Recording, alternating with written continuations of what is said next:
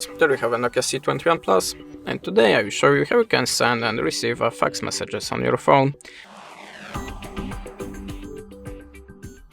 So, in the first step we have to download a Fax app.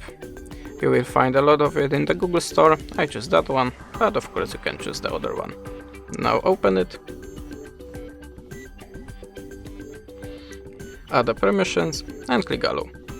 Now by this little plus you can choose a source of your file, you can choose the image, import something from your gallery, select a PDF from downloaded files, or just take a photo. I will take a photo for you.